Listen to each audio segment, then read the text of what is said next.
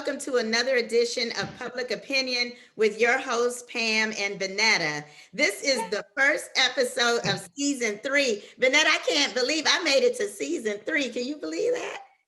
That's hard for season 3. It's season 3, and this is episode 1 of season 3, and I'm excited. I'm very, very excited.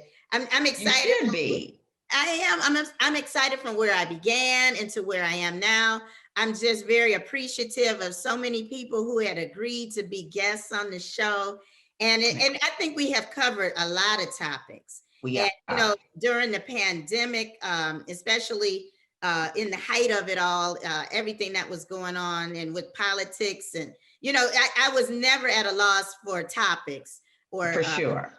For sure. And even now, unfortunately, it's like yesterday we did our tea time, and now we have even more events that happen overnight. It's crazy all the things that happen. Yeah, it's really sad how much we can talk about right now. Before it was more comical, now it's just a saddening. It's a sadness, all the police, the shootings, and it's just awful. It's awful, but you know what? We carry on. And yes, we do. We are strong. Yeah. And our topic this week is actually something that I think is very timely as well. The topic of diversity and inclusion in companies, especially if you remember after last summer, everybody was coming out of the woodwork to talk about how their company supports Black Lives Matter and diversity and inclusion. And so now it is, okay, show us, Let's follow. It's not a tagline. It's a real circumstance, okay? Black lives do matter. Black lives absolutely do matter. So I'm excited to hear what our guests have to say about that subject this week. So we're going to get started and meet our guests for the week. First, we have Dion Gaines. Dion is the Vice President for Future Self Network. Future Self Network is an invitation-only network of leading organizations focused on executing diversity, equity, and inclusion initiatives. Then we have Catherine Hall. Catherine is the Vice President of Diversity and Inclusion for Jack Entertainment. And finally, we have OJ Smith. OJ is an author, entertainer, and former sales director for Hershey Company. OJ is the author of the book, Being Black in Corporate America. So let's welcome our guests. Hello, everybody, and thank you all so very much for agreeing to be participants on Public Opinion. This is episode 1 of season 3, and I am just so delighted and I feel so blessed that I have made it into season 3. And isn't that right, Vanetta? Oh, yes. I can't believe it's gone so quickly. Okay, me either. But I'm excited to hear what your responses are to the public opinion question for this week. And so let's get started and see what that public opinion question is. Has the addition of diversity and inclusion managers leveled the playing field, or is it just a popular trend? Okay, so we are going to get started, and I'm going to give each of you 2 minutes to answer that question. So we are going to start with Catherine, because Catherine is a lady and ladies go first. So Catherine, you're going to have 2 minutes to answer the question, and go ahead. Okay, well, as a diversity professional who has done this for 20 years, I would imagine that the public, with the onslaught of all these new diversity manager positions cropping up, would think, well, what's going on now? So from a professional perspective, I believe that the George Floyd situation prompted people to really pay attention in a way that they hadn't seen before, because the whole world was at unrest as a result of it. And corporations determined that they needed to do something, but many of them really don't know what they need to do. So I don't think that the hiring of diversity managers is leveling the playing field at all. It's actually getting the topic to the surface. And although they are hiring diversity managers, it's going to be the changing of policies, procedures, having inclusion, and a variety of other things that those managers have to have the authority to do that levels the playing field. And the field will never be level. You will implement policies and procedure to add more equity to those individuals who haven't had it in the past. But in order to do that, the organizations where people are hired have to want to do the work. They have to put their money where their mouth is, and they have to give that person who should be qualified, informed, and educated around DNI the opportunity and the ability to do the work.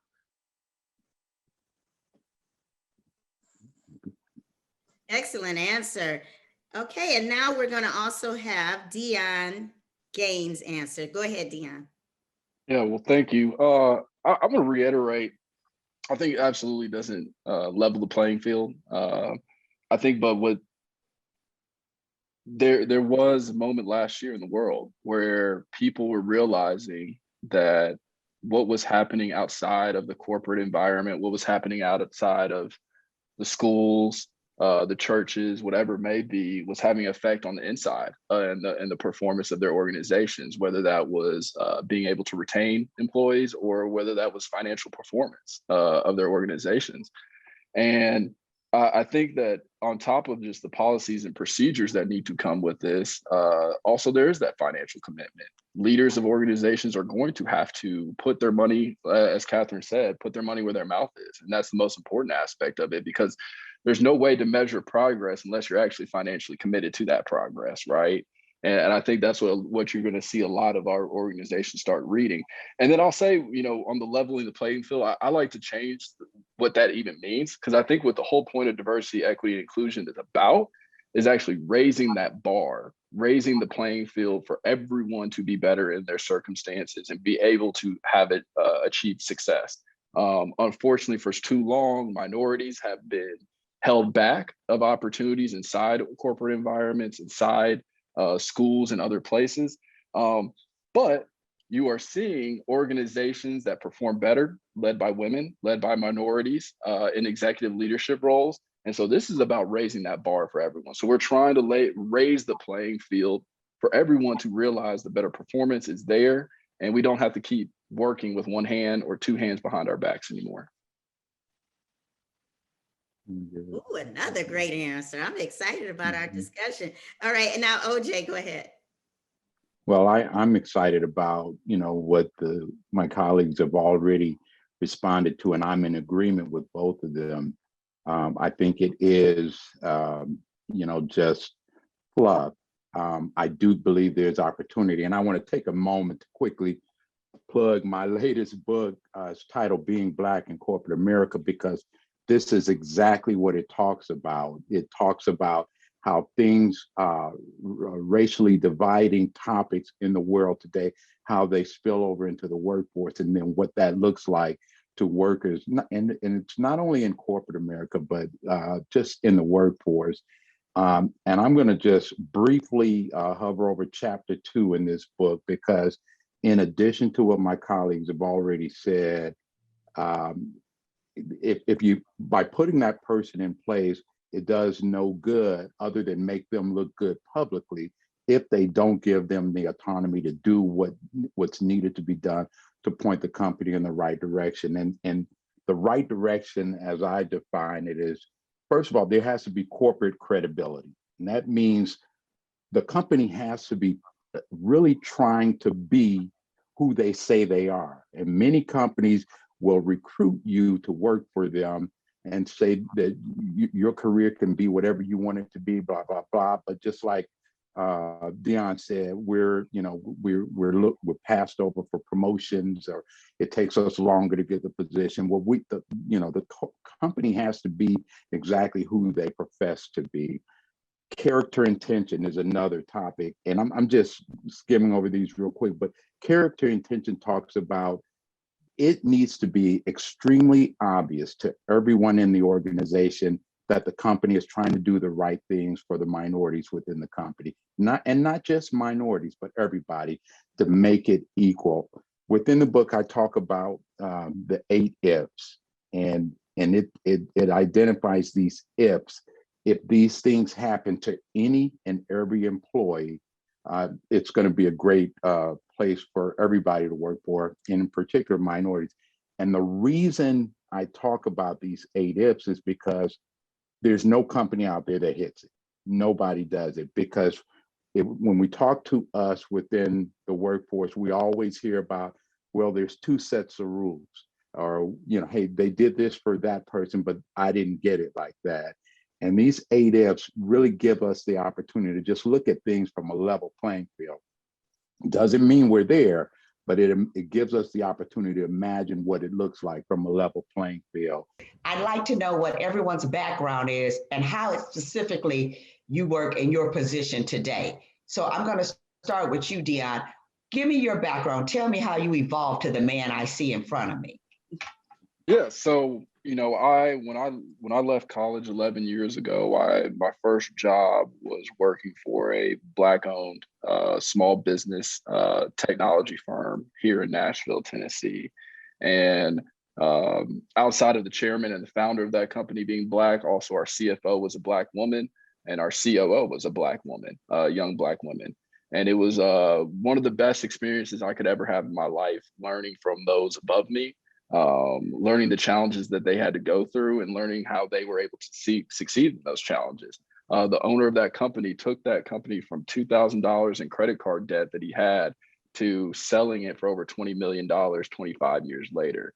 And it showed the perseverance and the extreme level of work and detail, but it also showed that when you put people of diverse backgrounds into leadership roles, as they worked hard to get up to those leadership roles, we started to overperform for what our expectations or what our competition were that we were fighting against in the corporate world.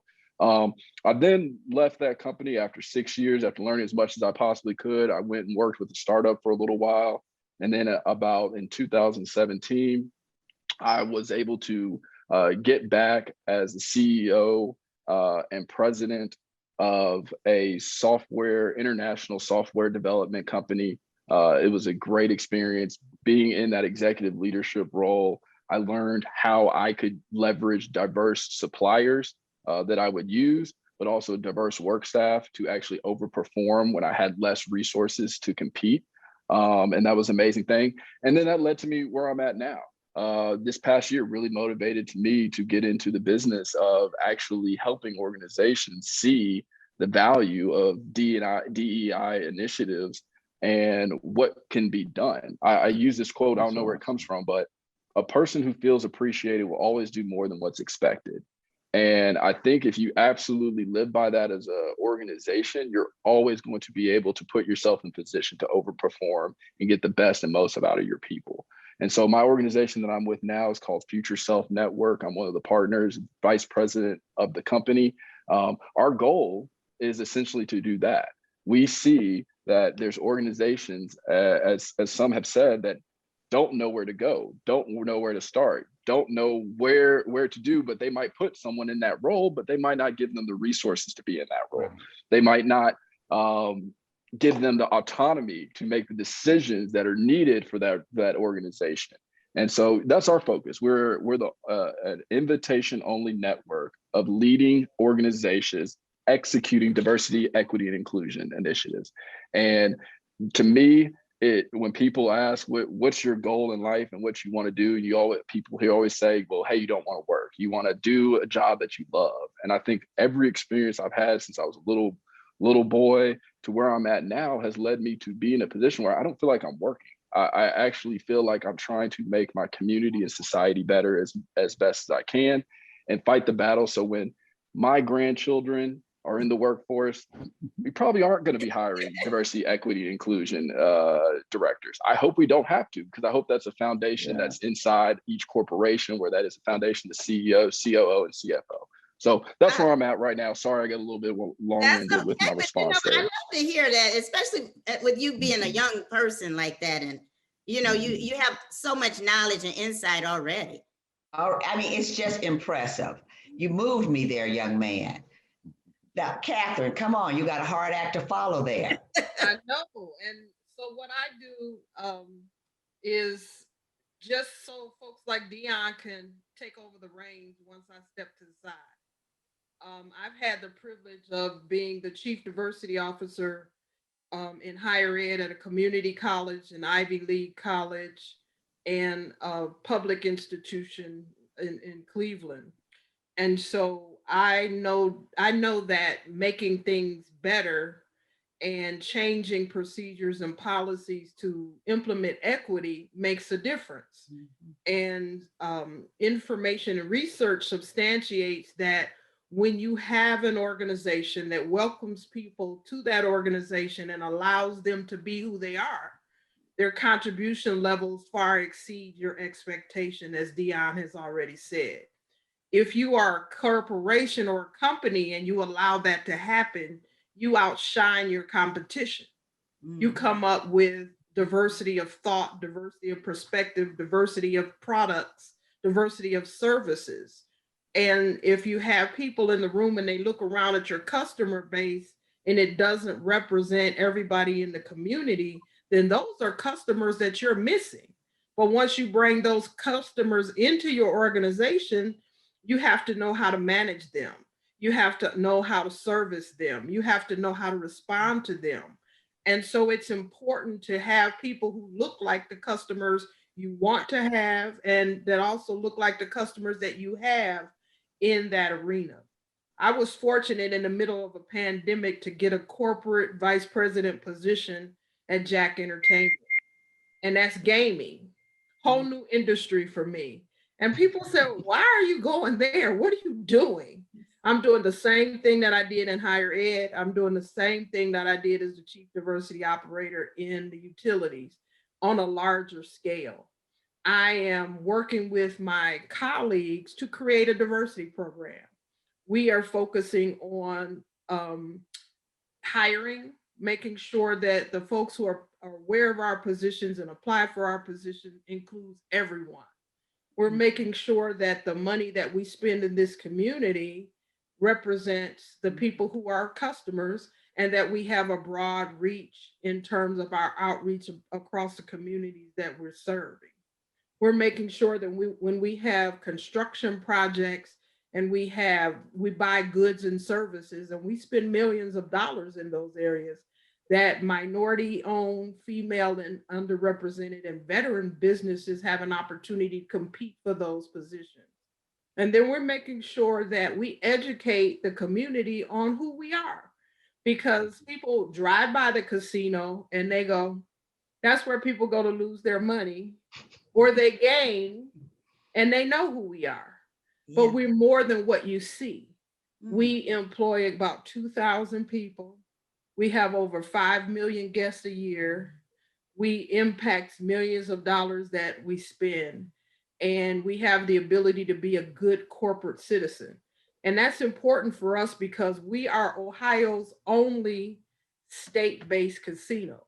We are Ohio born and raised casino. And that's important to us. All the other casinos that are in this state come out of Vegas.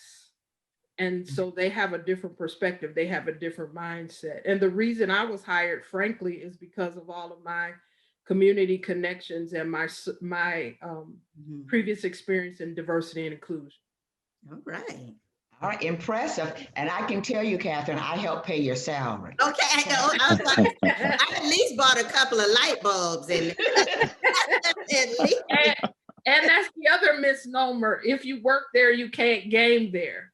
So I'm saving those. I'm saving money. I can't game there. OJ? Yeah, I'm very interesting backgrounds from everybody. I graduated from Kent State and I started working for a company called Economics Lab. Worked there about a year, not quite a year. Then moved into with Hershey. I was recruited by Hershey and started working for Hershey, and that's where I spent the bulk of my years. I spent about 27 years working for the Hershey Company. And I started out at entry level sales rep and worked my way all the way up to my last role where I retired from was a sales director. And it may sound good, but when I retired as sales director, I was the highest ranking Black in field sales in the company. And people would say, oh, that's great. And I would say, not really. There should be people above me. There should be roadmaps for me to follow. There should be other people that, that's going to fill in after me. And I was the guy in the company that would count various positions and see how are we being African Americans doing, how are we doing in that? And I would, in a diplomatic way, make it known to the leaders that, hey, when we come to, because I would go to people planning meetings and I'd be the only one. And I would tell them, I shouldn't be the only one in this room. For you to understand my perspective, there should be others. And so a lot of times a company will listen. I have the ear of every CEO that has ever been with Hershey Company since I've been there, and they always wanted to know, how are we doing? And I would candidly say, we've got a lot of opportunity, and here's some areas. Now, some liked it and some didn't.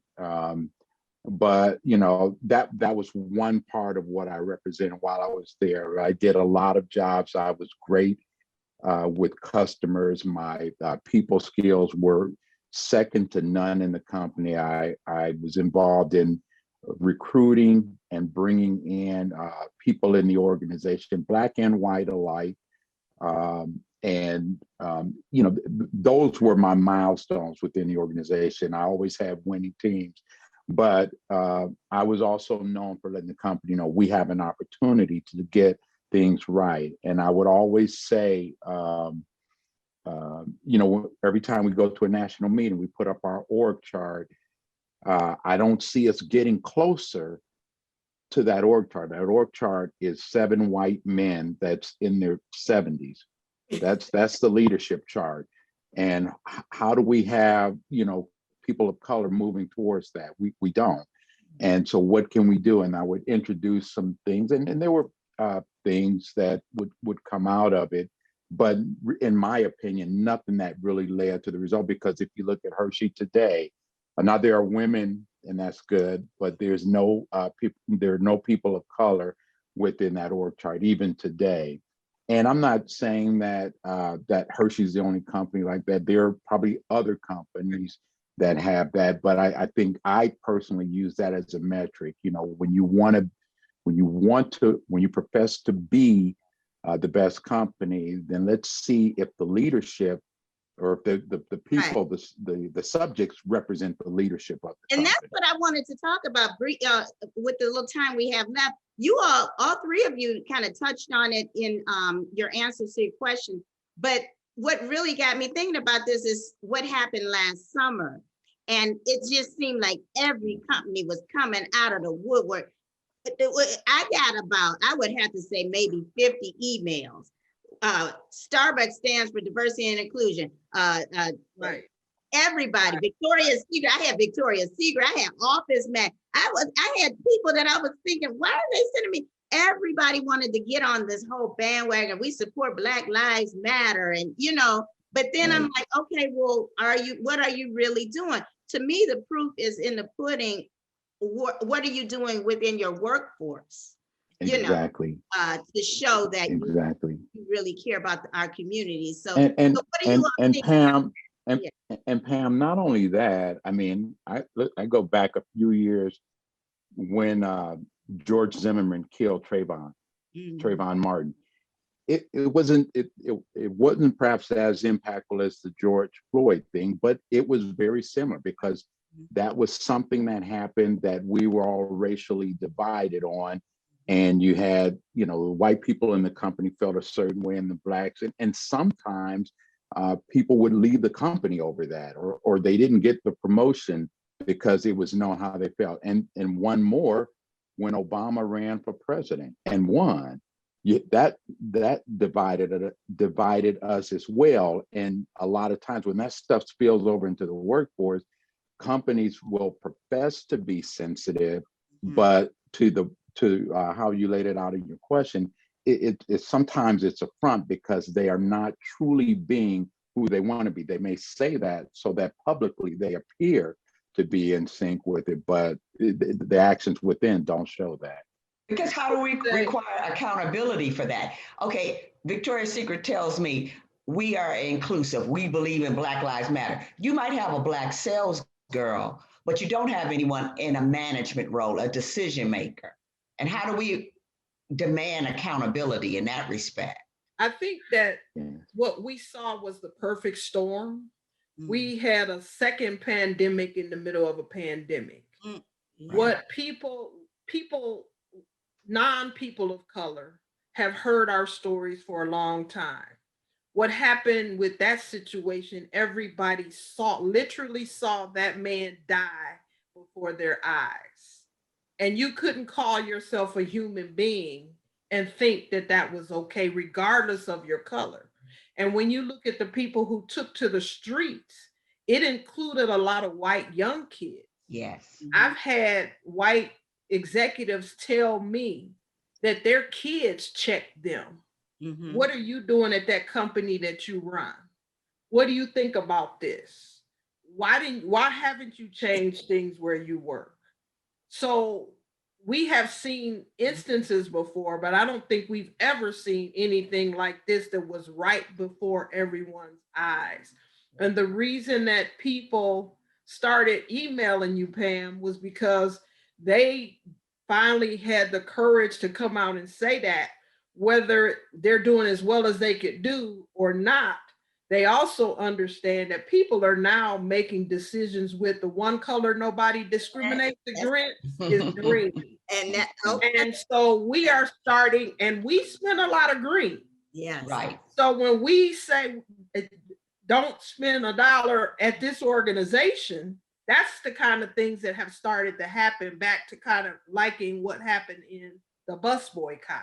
Yeah. So And people now are I want Dion to jump in on this too before we run out of time, because I know he has something to say. No, I think the one other thing that I would add, 'cause I agree with both OJ and Catherine. I think the one thing is pandemic, but also technology, right? And so I'd say as a younger generation, I have grown up and heard from my grandparents and from my parents what they had to live through.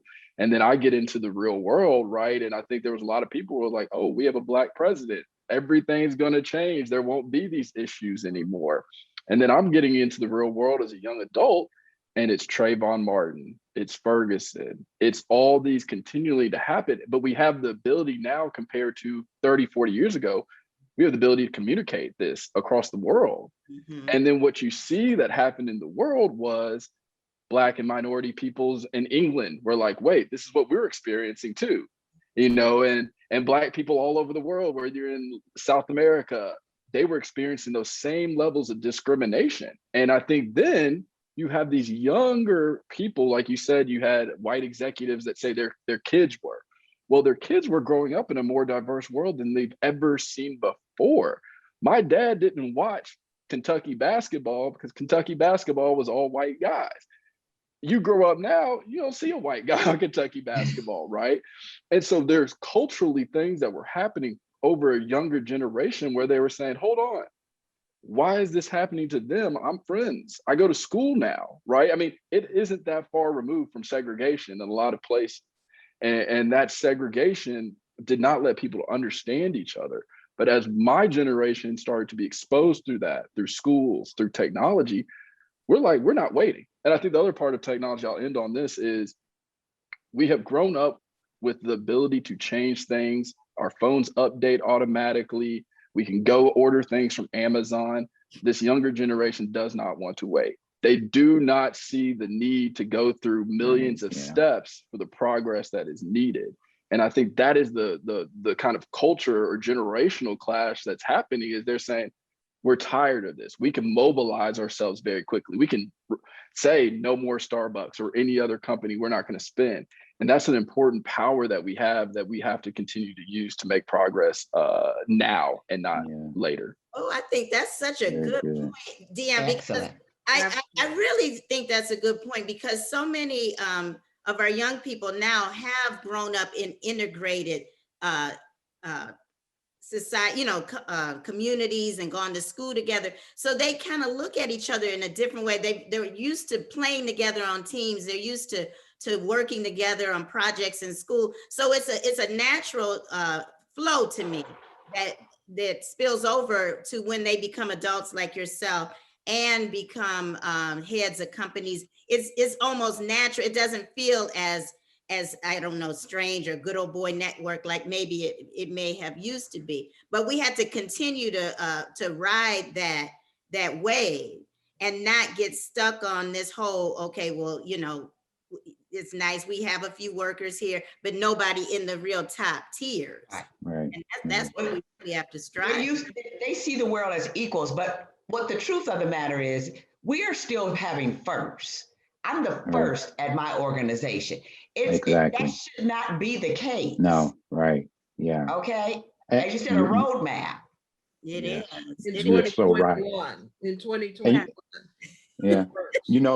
Humorously, and I didn't mean light of the situation, but when the George Floyd thing happened, I called a couple of friends who are, still in the workforce, and as they were having national meetings in their respective companies, and I said, I want you to be, call me and let me know, or just give me a thumbs when you see that white leader get on the stage addressing the George Floyd situation and start crying over it. Mm-hmm. Now, this is their portrayal of how much it hurts them. But yet inside the company, they don't recognize us as leaders. We're like, we're still first, we're the last ones promoting that sort of thing. And the other thing is, how many times have we all seen, maybe at church or maybe even at work or something, where that white leader or that person comes out and they say, hey, we're going to talk about this situation that's going on, and they bring a Black person out and say, this is my best friend. We've been friends forever. And I said, those two things don't work, because what actually works is what you're doing outside and beyond that. These things that you're doing are just public reactions, and it makes you look good to the public. And you probably got pictures of you hugging a Black person that one time, but there's no evidence of you promoting your minorities, leading the industry and minorities in the workforce in your company, leading the industry with minorities in positions of leadership. But when George Floyd died, you're doing this, saying this is my Black friend and we've been friends forever. And so those are things that they do that they think is right. I think they think, well, that's the thing to do. And if we don't do it, then eyes will really be on us, because then they'll say, well, they didn't say anything. Right. I think everybody was rushing to that so that they wouldn't be the only company that didn't come out and say something. Right. And as a result, it almost looked like, are they for real or are they just putting on? Right. But at the end of our time, I really enjoyed this. But OJ, I do want you to show your book again. Because it's a very good book. It's called Being Black in Corporate America by O.J. Smith. And Catherine, thank you so very, very much. It's been my pleasure to meet. And Dion, I really enjoyed you. I'm telling you, when I see the young people and hear the things that you all had to say, I am so inspired. Yes. Isn't that right? I know I was inspired by that. Yeah, I mean, you are what I hope the whole world will look like. Okay. Yeah. I mean, it's great. But Catherine and OJ, you make the big difference, because if we don't have you there saying this is wrong, nothing will ever change. Well, that was very interesting. I enjoy all three of them. They did a phenomenal job. Very refreshing. It was refreshing. And even though they all agree that it's not really a level playing field, what I feel is I feel encouraged by the fact that there are so many diversity and inclusion managers, and that a lot of them are, like Catherine, looking out and making sure that the companies are bringing in, diverse people. They're committed to it. They are committed to it, and that's what we need. Well, A diversity officer told me, though, what we need beyond diversity, we need equity and inclusion. But equity is important. Inclusion means you're invited to the party. Equity means you pick the music. All right, I like that. Pick that music. Okay. So if you all enjoyed this show as much as I did, please like and subscribe to my channel. Tell everybody else about Public Opinion. And until next time, we'll see you next week for another episode of Public Opinion, because everybody's entitled to their own opinion.